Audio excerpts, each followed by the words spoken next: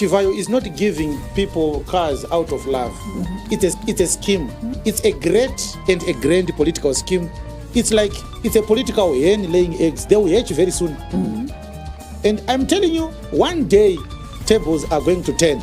And when the tables turn, an audit shall need to be done. It's very easy, Brethren Helen, to prove that Chivayo is not giving out these cars from his businesses. It's easy. If politics was not involved, it's easy. You simply evaluate the cars that he has given and the value of the cars he has bought for himself. And then the Zimra, the tax collecting company, just says, show us your tax returns that prove that you made the profit that enabled you to buy these cars. You don't have to show me your memorandum of association or your registration certificate. All those are not documents that can prove that you are using legitimate means to get money. Tax returns. I don't know if we have done that in Zimra or not. Tax returns are the simplest way to prove somebody's worth. If you have $1 million in your account, Brethren Helen, and we suspect you of doing illegal things, the government will simply say, how did you earn $1 million? Either you are employed. We want to see the money trail from your employer to your bank account. We want to see your letter of appointment. We want to see your pay slip. We want to see how much of pay as you earned did you pay to have 1 million as net salary. If it is your net profit, we want to see your tax returns. It's simple. You don't have to be an economist to understand what we are talking about. So when we say Chivayo is using stolen money, we know he can't prove what we are saying here in any court of law.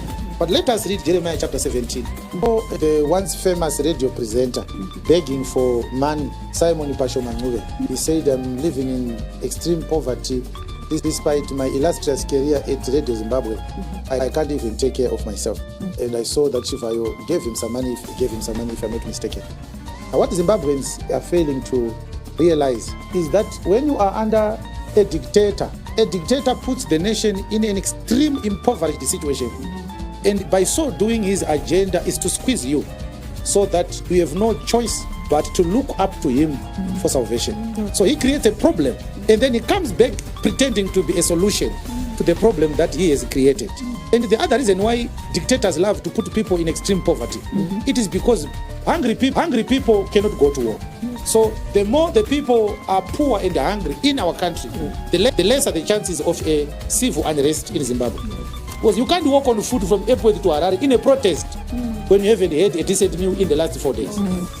So it's a political strategy to prolong their days, creeping onto power by unorthodox means. Why am I saying this to people? It doesn't apply to Zimbabwe alone. Let us ask ourselves a very, very serious question. Why does a person need a donation of a car? A person who worked hard until he went for retirement for a national radio broadcast a company like Simon Mnangagwa. Why does he need a donation of a car? Why does Nicholas Zachariah need a donation of a car? What necessitated the need?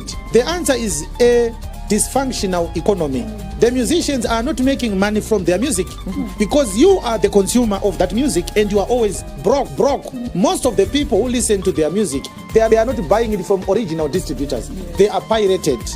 So Machenso doesn't get half of the money that people are paying for his music. There is no job. So most of our youths are burning music inside their homes, selling them behind closed doors and behind curtains.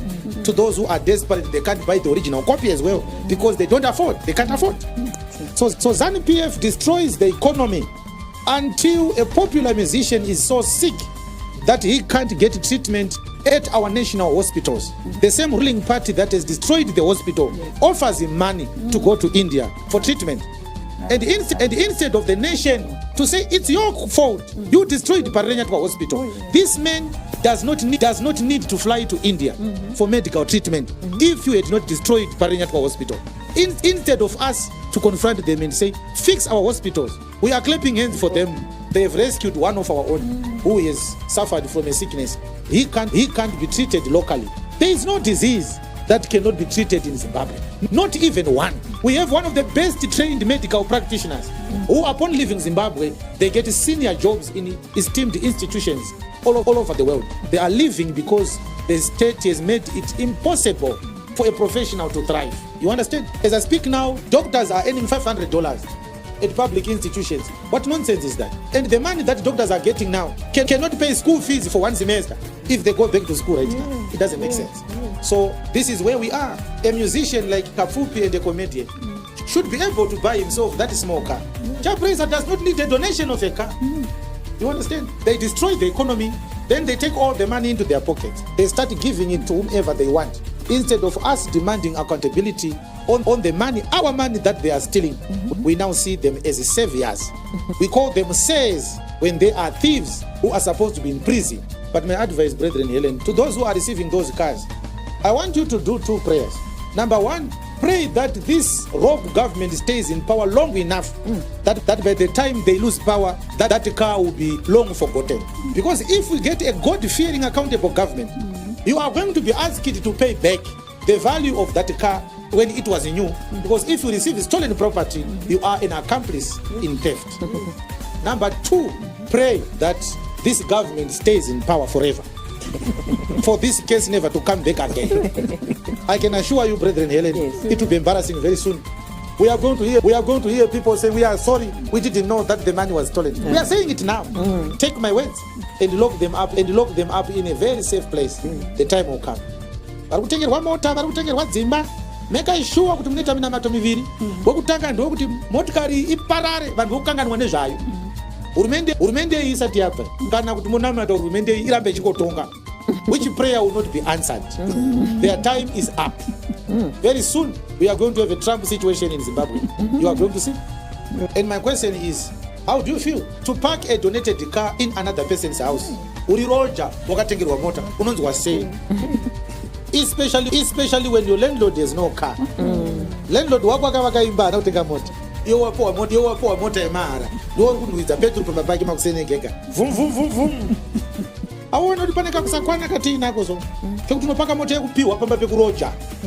But this is why we continue to say the government alone is not to blame. Our society is enabling the entrenchment of perpetual subjugation on the people. We are the enablers. Nana maichi samba mataito fungo kuti vanhu vane hundu vakadzikama. Takaona vakuimba donzwa manaka kutapira. Vatengerwa fortuna, imagine fortuna. An ordinary fortuna. Kwakuimba donzwa kunaka dzokorora mukadzi mukuru kudaro so. Akomana. Isu taiti munyika tichasarwa nevakadzi vakuru vakazvidzora, vakazvininipisa. Vanodzorawo vana kana vakurasika. Kana wikinewo akarasika achadzorwa nani? Nekurasika kwese kwaari kuitawo. Taita akasangana namai chisamba achadzorwa. Zvinaiwa. Ndo vari kutoimba ndonzwa kunaka dzokorora. You can't sell your soul for a gift. And this is what we are teaching our people these days in our ministry. We want our people to be so independent in all aspects of their lives as princes, so that when such stupid things happen, you are strong enough to say no to an ungodly gift. I don't need a car from Chivayo. And this is why I'm able to speak like this. I'm not only rejecting it because it's wrong, I'm also rejecting it because I don't need it. This is what we hope our people will become one day. Thank you very much. Thank you, Apostle. Indeed, the situation that is in Zimbabwe right now is a bit worrying. It's almost like a political Stockholm syndrome. Yes. The person who has kidnapped you, now you're clapping for them, and you think they're your hero.